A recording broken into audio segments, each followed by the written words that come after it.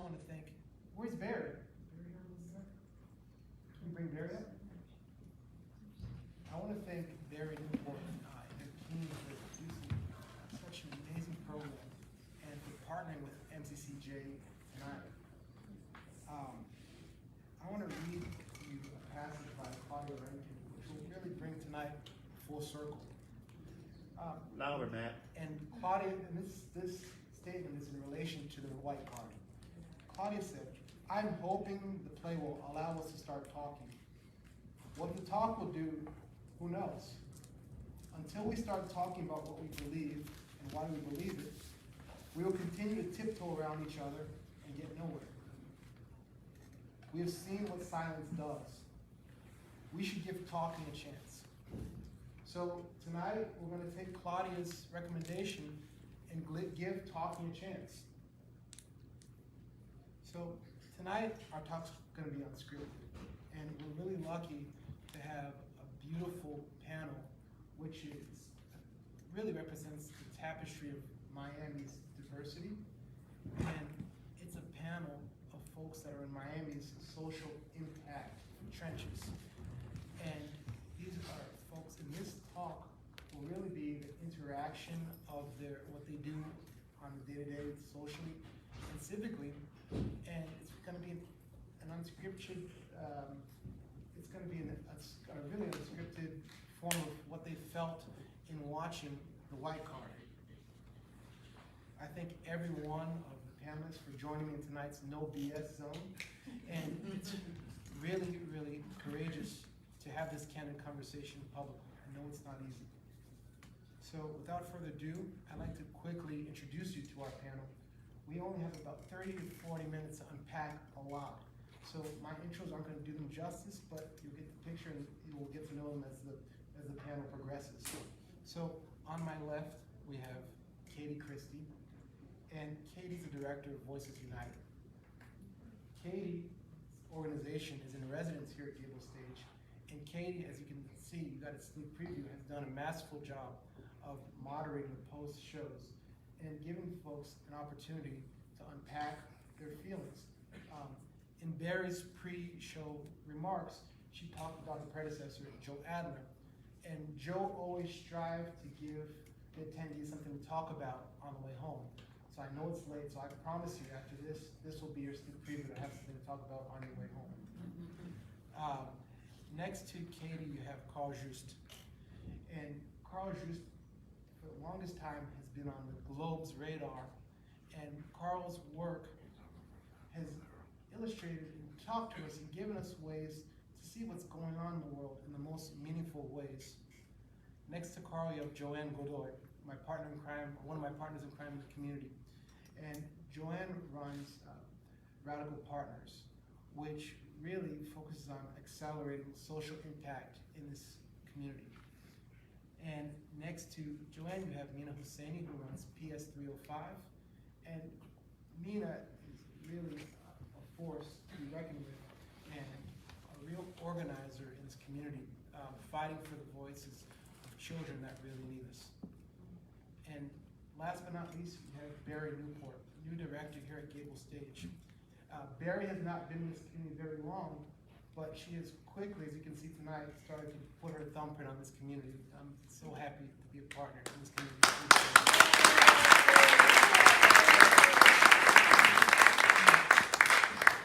So, as I said, we have a lot to unpack in a short period of time. And after that, we also want to hear from you. So I want to get this talk started with question number one. And we'll start with you, Kate. So what were your initial feelings after watching the white card? Well, I think that what was the first experience that I had was really feeling like I was witnessing a lot of my own experiences. Some of it seemed amusing, some of it seemed difficult.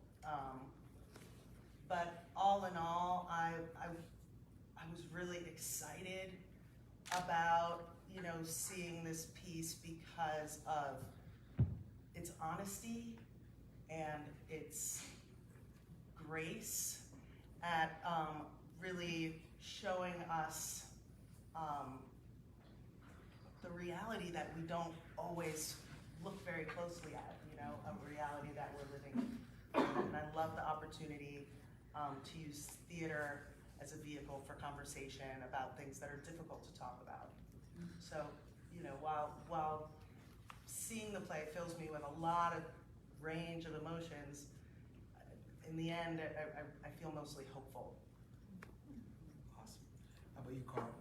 I saw a lot of conversations that were in my home, in my studio, absence of white people. I saw a total recall of my career. I saw a promise, you know,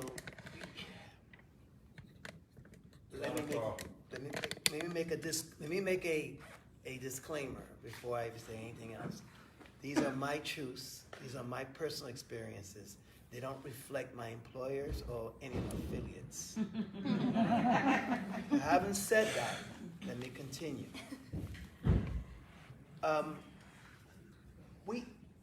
I saw this attempt to build bridges, but not connections. And I'll leave it at that. Perfect. Joanne? I will just say that I'm feeling a lot. I started angry, and then I started feeling desperate. I wanted to leave the room. And I'm just sitting with all of that, right? Because I think I sit at the intersection of being white, but also being a person of color in this country, and what does that mean? I'm also regretting not wearing the t-shirt that I wanted to wear that said, I feel a lot. I should have worn that, because that's how I'm feeling. Thank you. Carl, before we move on, you have my brain churning. And how can we attempt to build real connections as opposed to just bridges? It's a process. It's a 400-year process. You know, everybody, you know, you think of blackness and you think of only 400 years of history when we've been on this planet for the beginning of mankind. Humankind, yes. And that process is going to require a lot of, as you just done, some, not revision, but some editing. We are constantly caught in our convenience. Racism does not hurt just the oppressed. It hurts the oppressor. You cannot be the total person that you can be if you have ill will or if you mitigate your advantages to create an atmosphere of disadvantage. You lose too. When I say you, I'm not just talking about white people. We all lose. You know, we talk about this idea that we're in the same ship. No, we're not in the same ship. We're in the same storm. You happen to be in a yacht. You happen to be in the water, and I happen to be on a rowboat. Know the difference. Thank you. Mina, how did the white card make you feel?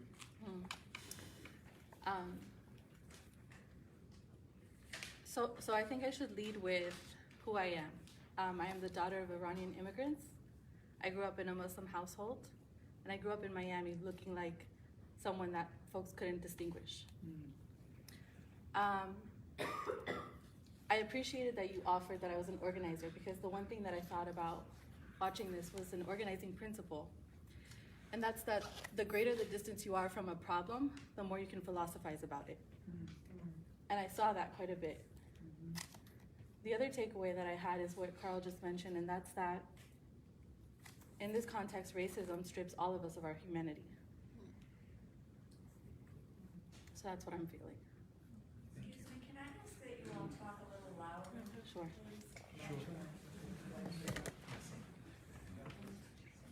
And how about you, Bari? Well, I mean, like I say in my my little dramaturgical pre-show notes, I first saw this play in 2018 in its original production in Boston, and I expect, first of all, and for those of you who've already heard me say this, it's true. I walked in and I thought, oh boy, a play about racism, and I'm with an all-white audience. And I also thought, boy, am I going to feel guilty at the end of this? And you know, since from that moment to this moment, first of all, this was the first production I chose for GableStage. The mission of GableStage is to confront today's issues and ideas, and this just is, you know, right on the nose. It's been incredible to me how many people say, are these still issues today? I've heard that a number of times. What I'm so grateful about with this play is not only do I not feel guilty, I feel so intellectually stimulated from that first production I saw in 2018 until now, and I'm just so grateful for the many conversations that I have had, that I've witnessed, and that I have had with people in my life that I never expected to be so vulnerable with, or who would be so vulnerable with me. And I guess just to be completely frank, you know, as a Jewish person, I never even realized I was white. And that might be crazy to some people who aren't Jewish, but I think to those of us who are, it's familiar. So that alone has been a kind of a reckoning in some ways in terms of the people in my life who are people of color. That's the truth. Yes. So we're noticing a trend in this panel. Louder, Matt. We're noticing a trend on this panel of people that could really feel like this play resonated in real life.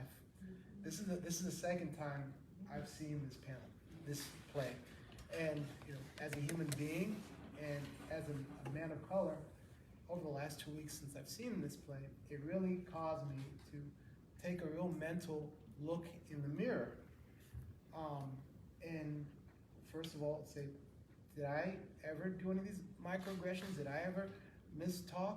And how can I fix that? And there have been several occasions that flashed before my head of those microaggressions of being a young person in a position of power and influence, where you have older white people that I'm their ancestors' worst nightmare. So I would like to hear some, as we're making ourselves vulnerable, I would like to see some real life examples of how you face some of these microaggressions as seen in this play. How much time do we don't have that much time. I mean, I think there are so many examples. I feel like the most common one that I get all the time is, where are you from? Which I'm not sure if people realize how stinging that sort of is, but what it's getting at is very clearly like, I need to put you in a box. I think that the microaggressions that have been the most tricky for me to navigate or experience are, like, I'm adopted by a white family, and so there's been just like a lifetime of just that being a part of my reality, with a family full of very loving, well-meaning, well-intended folks, and just kind of working that journey of trying to discover how my home can feel like a home. I just think it's hard to, I want to give like a more specific example, but there's just so many. It feels, I can say I've definitely worked in places where I'm brought on in a token leadership position, and it's very normal for my white boss to take my ideas and represent them as their own, take credit for the work that I've done, all sorts of things like that, which is really a abusive, actually. So those are just a few of my examples. Thank you for sharing, Katie. Carl? You know, a lot of things is about intention, right? So what's the intent? You know, none of us here are perfect. And I would hate if I invited each one of you to my dining room table. I wouldn't expect everything that comes out of your mouth to be, you know, appropriate, or I want you to be honest. Because when you operate from a point of origin, of true intention, then we can have a conversation that we both can grow. So microaggression has to be redirected. It is part of how we deal with each other. And it stops. And it is somewhat bent and turned and redefined when we choose to handle it with our humanity. Because this thing, you know, walking around, and I say stupid stuff all the time. If I'm called on it, I stand by it. I say, I am wrong. I am wrong. But the problem with racism is it is wrong, but you can't erase it. In order to get atonement, you have to say, I did something wrong. Think about that. How am I going to forgive you if you don't ask for forgiveness? So microaggression in my life has been these multiple times when forgiveness was never asked.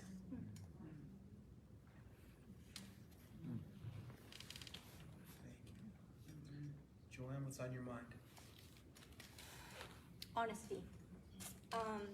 So I cannot say that I've suffered microaggressions because of the color of my skin, as it is evident.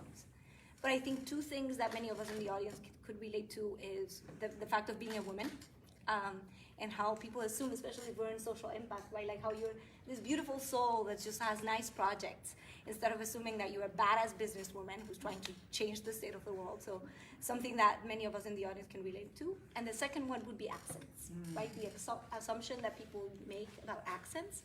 It took me a while to own it and love it and say bad words on purpose, because it means that I'm making an effort of speaking the language that you all speak. And it just says that I come from places and that I have stories to tell in 2 or 3 other languages that maybe you don't understand. So, yeah. Your turn. All right, so I have a story that I can share, a specific one, right? Because sometimes when we talk about microaggressions, we talk about these sometimes implicit things that are overt, these comments that are made that may not be clearly defined. As a child, most people that know me in this audience know this story. As a child, I knew I was different from my peers. Children are wonderful. They absorb everything around them, and they're making assertions about the world that exists around them. And so I knew I was different, I just didn't know why. And it wasn't until I was in 6th grade, sitting in an auditorium, maybe 5 times the size of this, where 2 teachers co-taught civics at Arvida Middle School. And there was one day where the class, my peers and I, were being unruly, and so our civics teacher told us to settle down, that we needed to be grateful that we were getting an education in the United States because children from Iran go to school to become terrorists. And this was in the mid to late 90s. So this was before 9/11. And so I was in high school when 9/11 happened. And so it was a daily conversation about how we needed to get these people off the map. They don't deserve their humanity. They hate us for our freedom. And so that rhetoric has been constant, but it is why I am motivated to do the work that I do. And so I try to think about the experiences that I've had and how I can kind of shift the conditions so that the next generation of young people are not experiencing the things that we've experienced.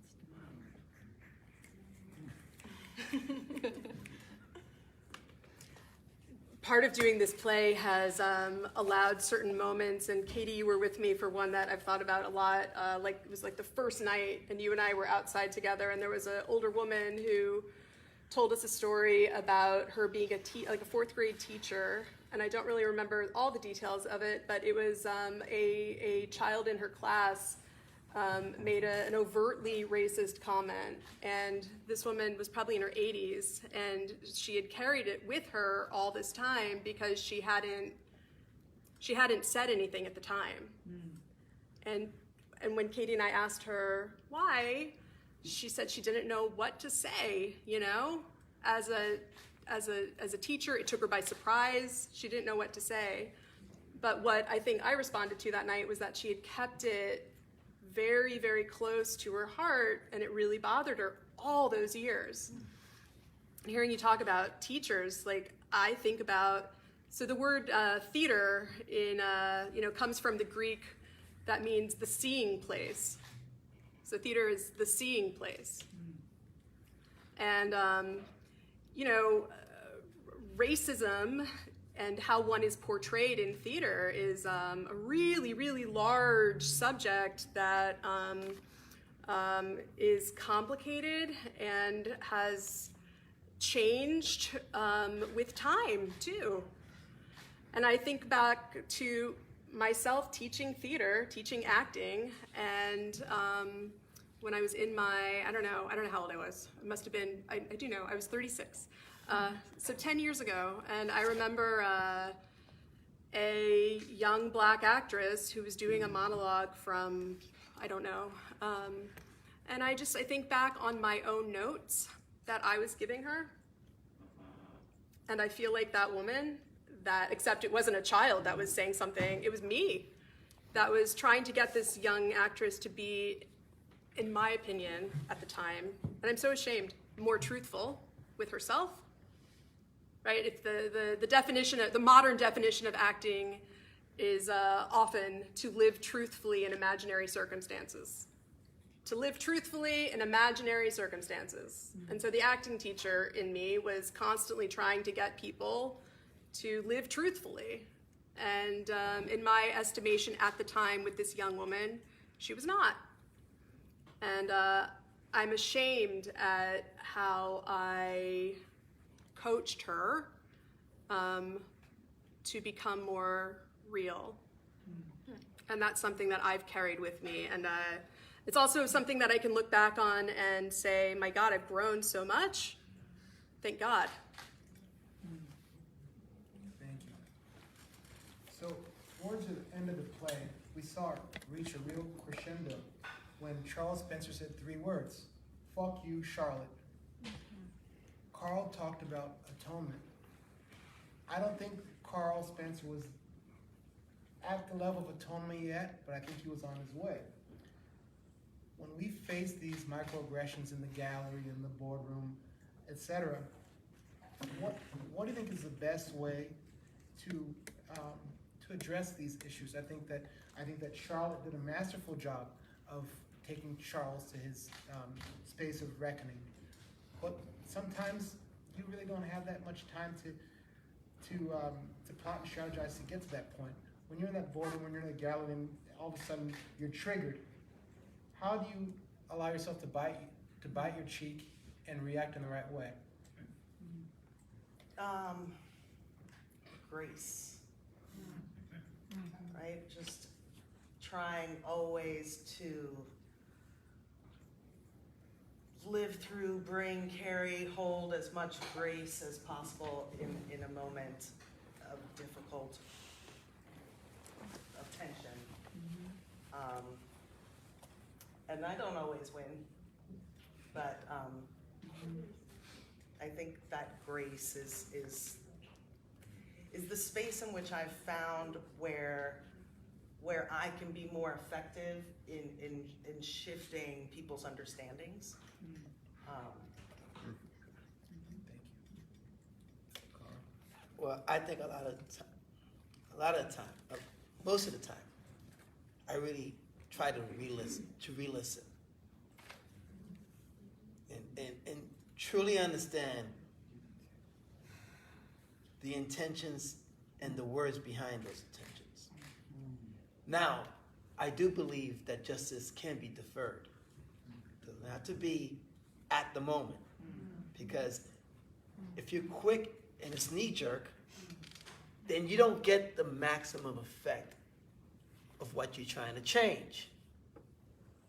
So you have to find a point where do I react quickly, or do I take this in and then, because it's going to happen again, right? So I take this in, and then when its ugly head reappears, I don't smack it down, I kill it.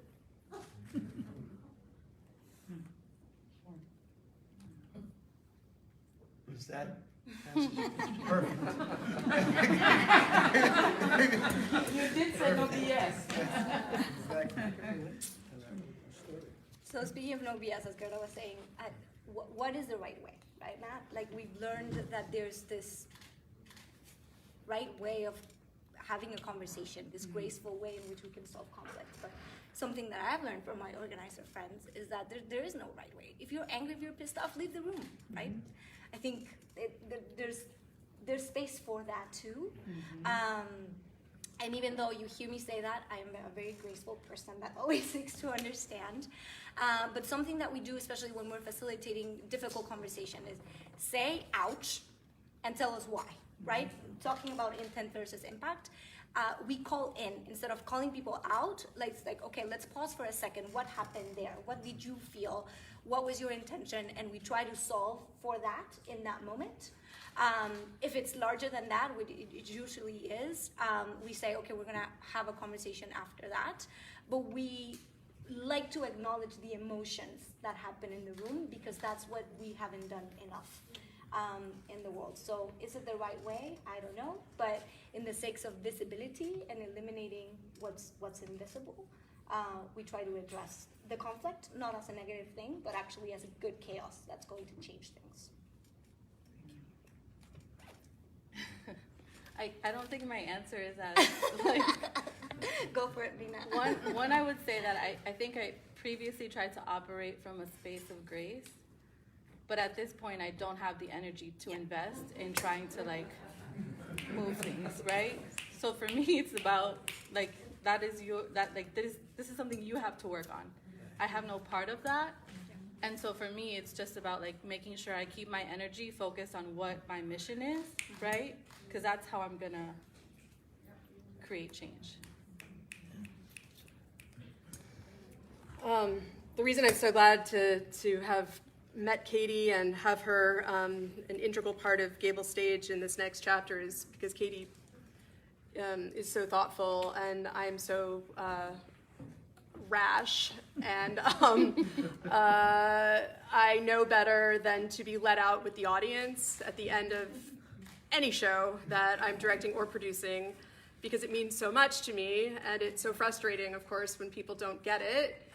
And just recently I was reminded why I need to not go out with the audience. I heard someone say something like, that was a great performance, horrible play. And I ran after the person, like without even, and I grabbed them by the arm, and they couldn't believe it, of course, but I found that I keep trying one by one every time someone says, is this still relevant, really? Or I don't see color. Or, you know, I've heard 1,000 things through the duration of this play that minimize the realities that are present in everyday life for people all around us.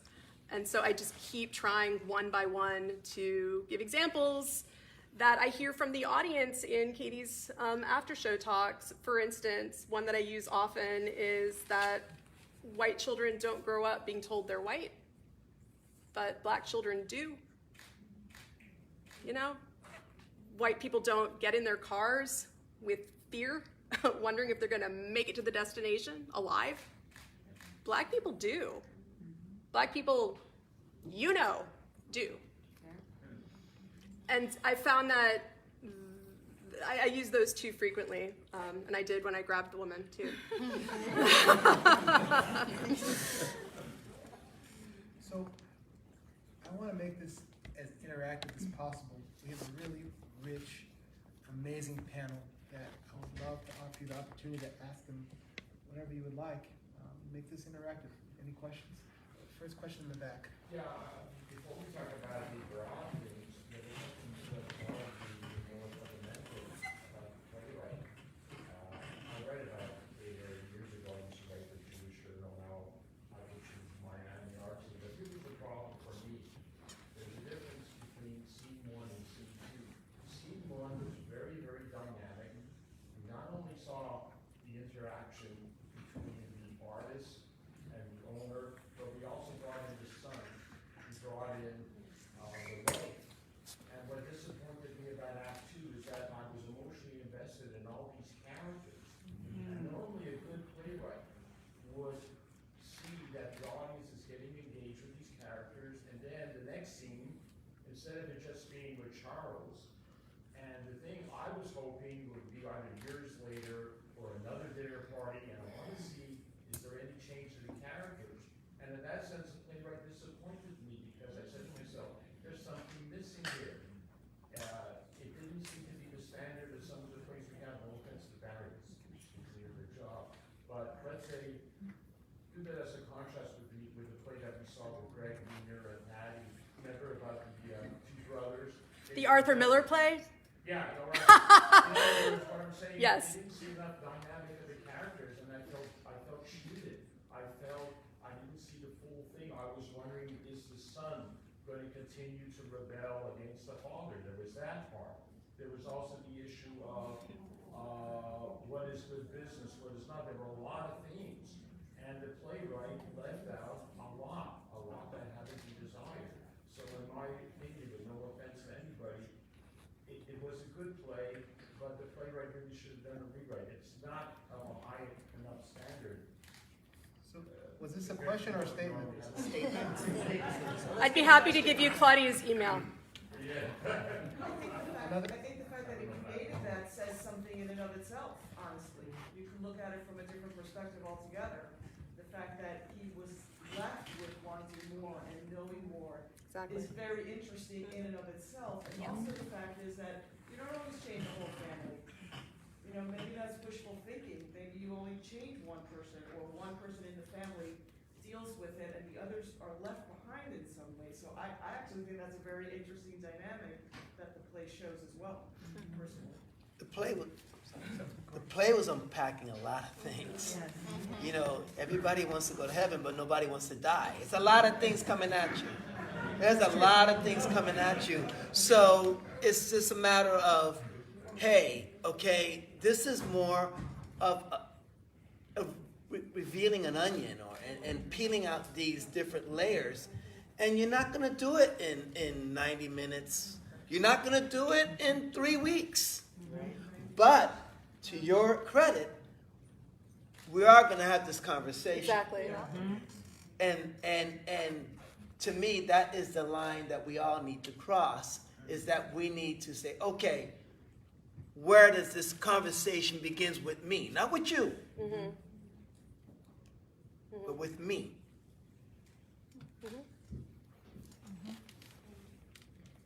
Katie, I understand that you said that you were adopted by a black couple. This is personal information, you can say none of your business. But did your family try and engage and explore and expose you to African American experiences? Did you grow up in a community that was all white, or how did they raise you? I mean, you know, I was born quite a while ago. You know, I think that they will probably see things differently now, but I think their idea was the more they kept me in a white space, the more like maybe people might see me that way. Like, yeah, so I didn't really have much opportunity to engage with people of color until high school.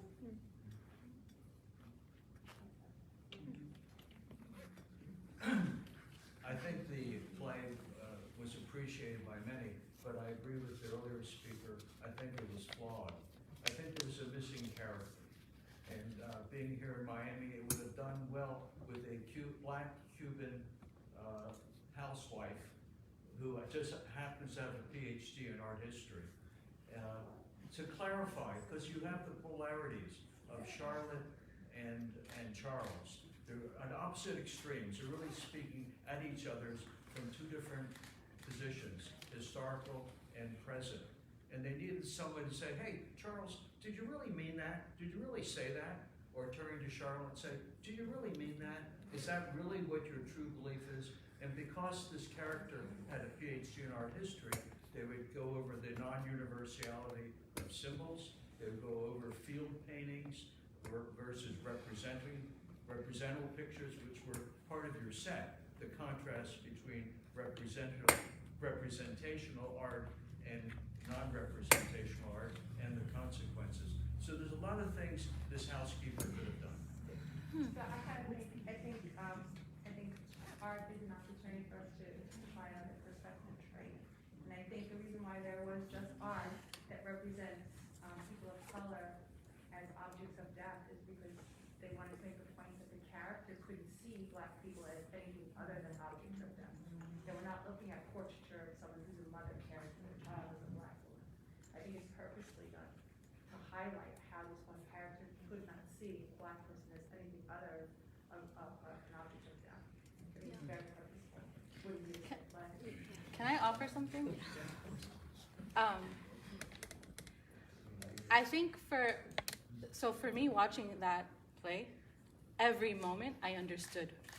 Every moment I connected with because I understand the issues, I've experienced them, I've seen it, I've talked to people about it. And so it wasn't this abstract idea of watching a play and then critiquing the play, right? Mm-hmm. Yeah. So the question that I have for folks who may feel like they're observing the play as a critique is to ask yourself, did I feel discomfort at any point within the play? And then just like start to analyze that, because I think what we want to take away is like, what did we feel? And let's get to the root of why we felt that way. Yeah, Matt, if I may add something, I think we're having two separate conversations, right? Like one is about the play, but the purpose of this dialogue of those of us who chose to stay here is to talk about us. What did we feel? Why do we feel that way? What are we doing differently? And for the art critiques, well, you are, but like you and I aren't. So I would encourage you to find another space to do that and to just welcome that discomfort. Like, why were you angry? Why were you disappointed? And let's play with that, because that's the richness of this space. Well, when I create based on what's in front of me. And I create in terms of, you would rather me pick up a camera than for me to pick up a gun. I'm just gonna be honest. Those are my options, and I chose to use, my weapon of choice is my camera. But it's not that people say, when you talk, you seem so angry. I'm not angry. I'm just convinced that people are hearing me, but they're not listening. So I choose to seep that image through their eyes, because when I make an image, then you don't really see a black photographer, you just see the image. But I drop all these cues in that I don't need to reference Gordon Parks. I don't need to reference Bruce Davison. I just need to reference my reality. And my reality is rich, but sometimes my reality is damn dirty. But I choose to show you when or what you see. Sometimes I want you to see the smut, the dirt, the pollution of your racism, what has left on my skin. But sometimes I want to show the brilliance of my beautiful sugar brown skin as it turns golden in the evening sun. Yes. So Yes, it would have been nice to critique the work in terms of its artistry. I don't think that was the purpose of the playwright. I knew exactly where the playwright was coming from because I could see it, because I felt it, and that play was not just words, they were memories. Exactly. And that cannot be compared by anything that preceded or comes after it. You cannot improve on it, you cannot make it better, you damn well ain't gonna take it away from me. Thank you so much. First of all, let me just say thank you to all of you for being up here and showing your thoughts. Thank you.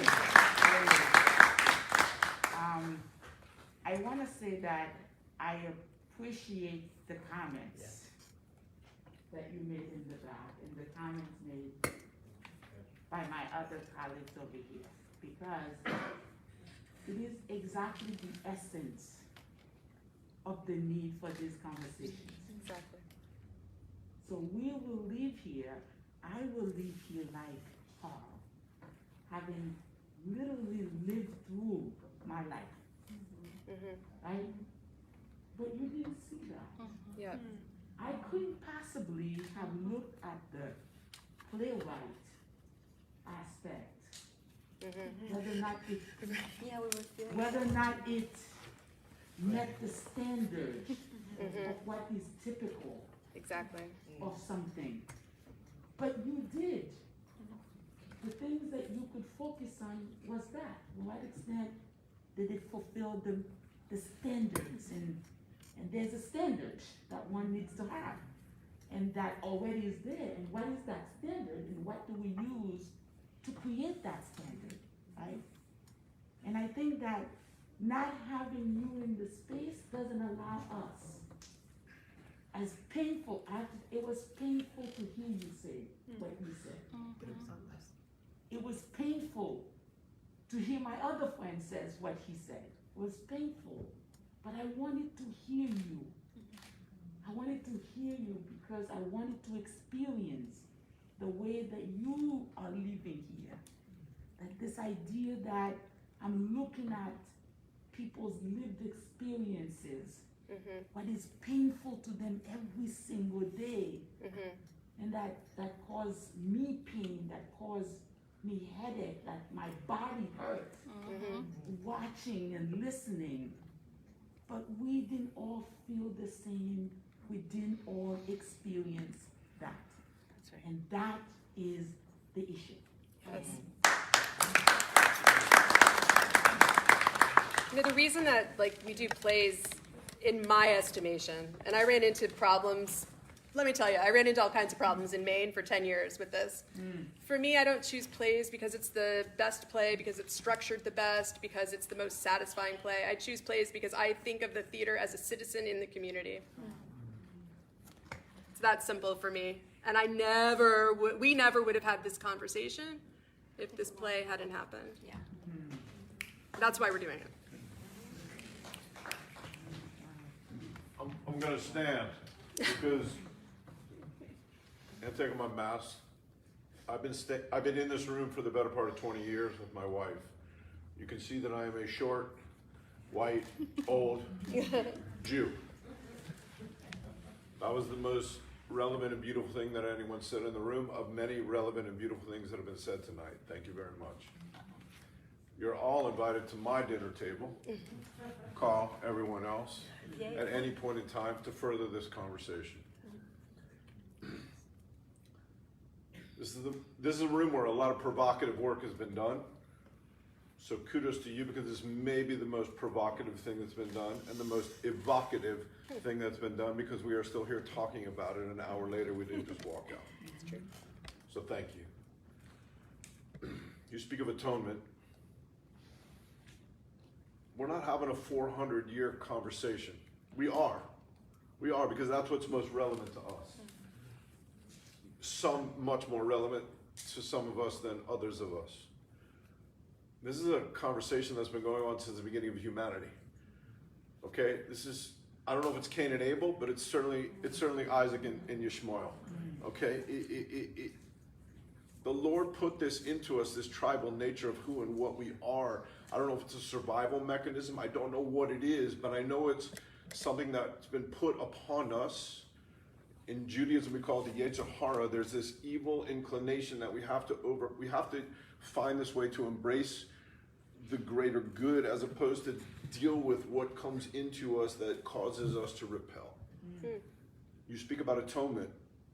I don't mean to get religious on you, but in the Jewish religion, if I seek atonement from you, I am required to seek it from you not once, but 3 times. Mm-hmm. If I have the guts to come to you and say that I wronged you, which requires guts, and you blow me off, you're entitled to blow me off. You're entitled to blow me off again.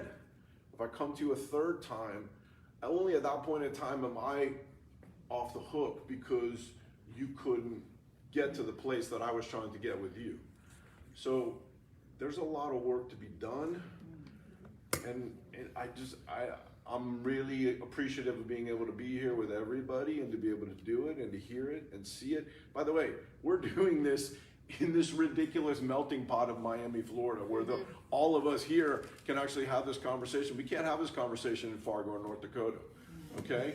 We can't have this, there are 4th generation affluent Cubans in this community who don't want Dominicans and Hondurans and Salvadorans to be led across the border because, okay? Like think about that mind-blowing composition of who and what you're there. Mm-hmm. You're the one. You're the token Latina on the panel. And you know, to screw up your thoughts even more, I'm from Guatemala, Central America. Amen. So it's like, okay, the people who came here in 1960, whose parents were doctors who had to be dishwashers, who now run this town. We are who we are. We are this amalgamation of a lot of stuff, and I'm just giving you my free-flowing thoughts of everything, but thank you. Awesome. Thank you. Thank you.